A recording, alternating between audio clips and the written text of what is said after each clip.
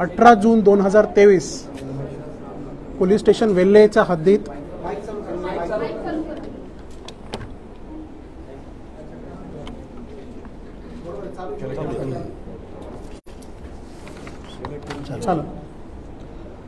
दिनांक 18 जून 2023 रोजी police station वेल्हेच्या हद्दीत आपल्याला एक डेड बॉडी सापडली होती गुंजवणे गावाच्या इथं।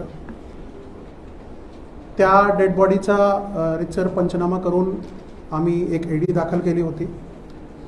पोस्टमॉर्टमच्या प्रिलिमिनरी रिपोर्टवरती 19 तारखेला शरीरावर जखम असल्यामुळे आम्ही मर्डरचा एक गुन्हा दाखल केला होता। कलम 302, 201 IPC चा समावेश त्यामध्ये करण्यात आला होता। त्या डेड बॉडीची ओळख पटली। त्याचं नाव दर्शना दत्तू पवार, वय 26 वर्ष असं निष्पन्न झालं आणि परिस्थितीजन्य पुरावे आणि काही प्रत्यक्षदर्शी साक्षीदार यांच्या सांगण्यावरून ह्या गुन्ह्याचा मुख्य संशयित आरोपी राहुल हंडोरे, वय 28 वर्ष हे आहेत असं निष्पन्न झालं। राहुल हा सापडत नव्हता, कोणाशीही कॉन्टॅक्टमध्ये नव्हता आणि घटना झाल्यापासून तो फरार होता। नाव निष्पन्न झाल्यानंतर आपण आपल्या LCBचे आणि पोलीस स्टेशनचे वेगळे पथक बनवलेत आणि शेवटी त्याला काल रात्री उशिरा मुंबईवरून अंधेरी रेल्वे स्टेशनवरून त्याला ताब्यात घेण्यात आलेली आहे। त्याला अटक करण्यात आलेली आहे। त्यांना गुन्ह्याची कबुली पण दिलेली आहे। या गुन्ह्याचा पुढचा तपास SDPO हवेली हे करीत आहे।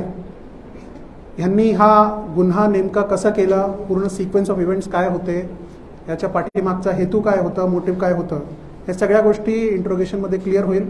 आज ह्या आरोपीला आम्ही माननीय न्यायालयाच्या समोर हजर करणार आणि पोलीस कस्टडीची मागणी करणार। पोलीस कस्टडी मिळाल्यानंतर ह्याचा डिटेल्ड इंट्रोगेशन केल्यानंतर ह्या गुन्ह्याचे बाकीचे फॅक्ट्स समोर येणार। जसं मी तुम्हाला आता सांगितलं की नेमकं डिटेल्ड इंट्रोगेशन करायची वेळ आम्हाला अजून मिळालेली नाही आहे, पण प्रायमा फेसी जे आम्हाला वाटते की त्यांनी ह्याला लग्नास नकार दिला होता आणि त्यामुळे ह्यांची खूप जुनी ओळख आहे। 5-6 वर्षापासून लहानपणापासून यांची ओळख आहे इनफॅक्ट, आणि ह्याला लग्न करायचा होता त्या मुलीबरोबर।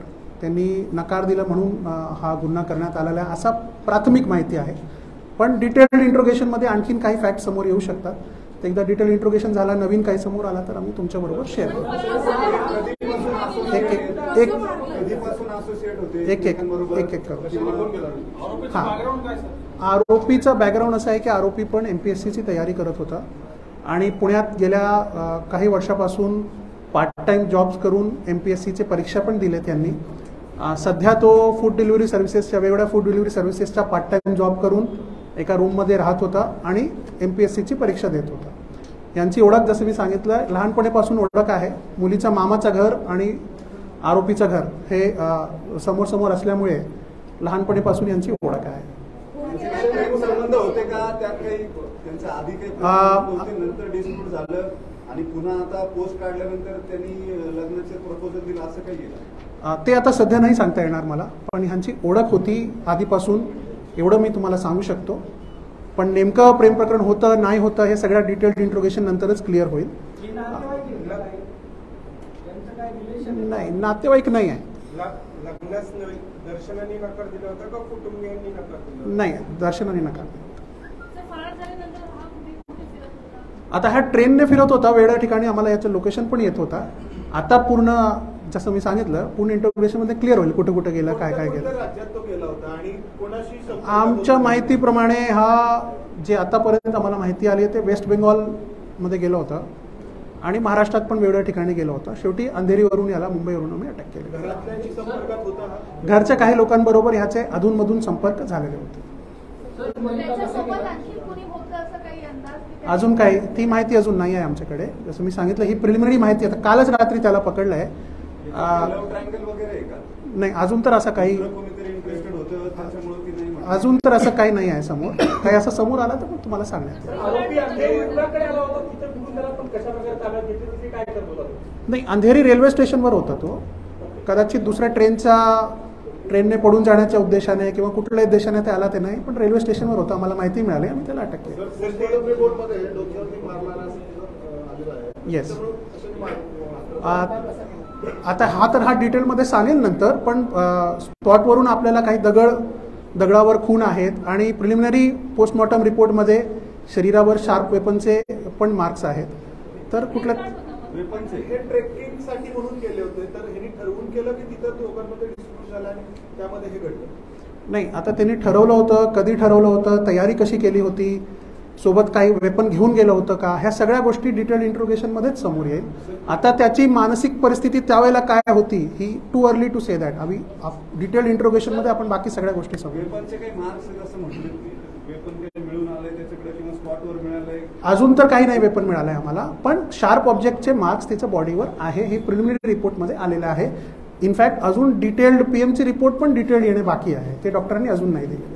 सिक्वेन्स ऑफ इव्हेंट काय होती, म्हणजे ते इथून गेल्यापासून ते मर्डर होईपर्यंत तो निघून जाईपर्यंत सिक्वेन्स ऑफ इव्हेंट काय? हां, तर मी सुरुवातीला तोच तुम्हाला सांगितलं की सिक्वेन्स ऑफ इव्हेंट्स, मोडस, हे सगळ्या त्यावेळेला क्लिअर होईल 2-3 दिवसांनी इंट्रोगेशन केल्यानंतर. आता आम्हाला जे आमच्याकडे जे परिस्थितीजन्य पुरावे आहे त्यामध्ये असं दिसत आहेत की हे सकाळी 8:30च्या जवळपास हे गेले होते वरती, सुरू केलं होतं ट्रेक यांनी, आणि परत येताना हा एकटाच आला, हा आम्हाला दिसतोय समोरच्या पुराव्यांमध्ये. ह्यांनी काय काय केलं ह्या मधल्या कालावधीत हे आता ह्याच्या डिटेल इंट्रोगेशनमध्ये क्लिअर. वरचा आय विटनेस नाही आमच्याकडे, पण आजूबाजूच्या स्पॉटचे आय विटनेस आहे आमचे.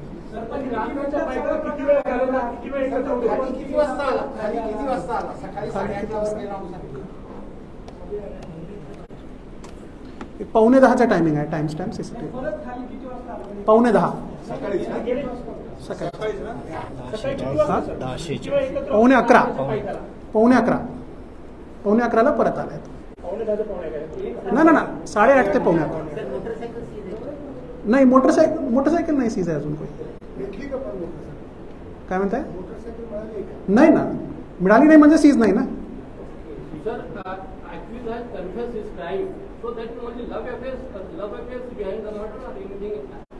I just said that prima facie what appears is that the deceased girl disagreed to his marriage proposal and that is why he has murdered the girl. But since we have only got hold of the accused late last night, we haven't had the chance to had a detailed interrogation of the accused. We will produce the accused in front of the honorable court and request a police custody remand. Once we get the police custody remand and we do a detailed interrogation, there are a lot of other facts that may come forward and a lot of other evidences also that we are going to gather.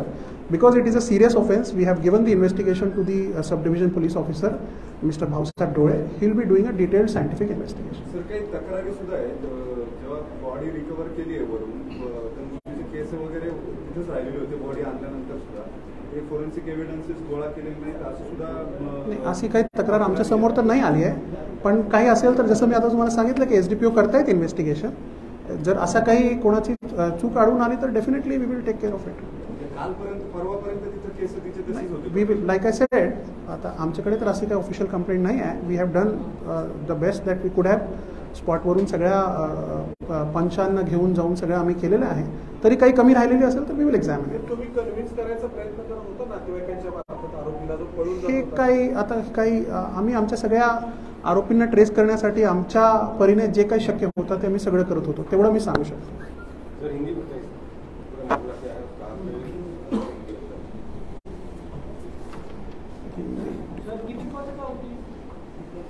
5 पथक बनवले होते आमचे, ते वेगवेगळ्या ठिकाणी आम्ही तपास करत होतो.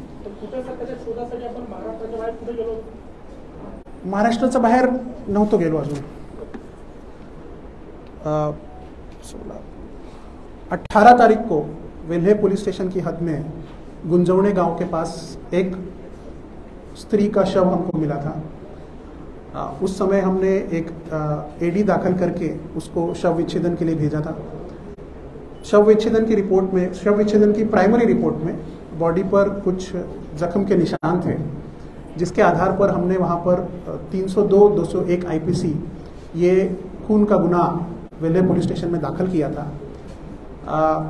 उस लड़की की पहचान दर्शना दत्तू पवार, वय 26 वर्ष, ऐसी उसकी पहचान हुई थी और जो हमको घटनास्थल से कुछ पुरावे मिले, कुछ जो प्रत्यक्षदर्शी देखने वाले विटनेस थे, उसके आधार पर हमको ये क्लियर हुआ कि इसका प्राइम सस्पेक्ट है राहुल हंडोरे, जो घटना के समय से ही गायब था और किसी के भी संपर्क में नहीं था।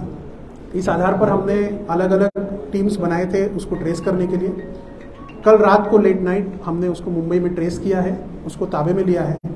आज हम उसको माननीय न्यायालय के सामने पेश करके उसकी पुलिस कस्टडी रिमांड की रिक्वेस्ट करेंगे और उसका डिटेल्ड इंट्रोगेशन करेंगे। प्राइमरीली उसने ये कबूल किया है कि उसने ये गुनाह किया है और प्राइमा फेसी ऐसा लगता है कि जो मृतक लड़की है उसने इसके शादी के प्रपोजल को ठुकराया था, इसलिए वो गुस्से में आके इसने वो खून किया है। पर इसका डिटेल्ड इंट्रोगेशन जब हम करेंगे तो आगे के बाकी सारे तथ्य जो हैं वो हमारे सामने आएंगे। धन्यवाद। उसका मोबाइल लोकेशन अलग अलग जगह आ रहा था, अलग अलग जगह से कुछ साइटिंग्स भी आ रहे थे और मेरे ख्याल से वेस्ट बंगाल में, महाराष्ट्र में, ऐसे अलग अलग जगह वो गया था।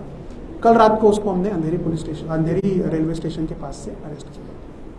धन्यवाद, थैंक यू।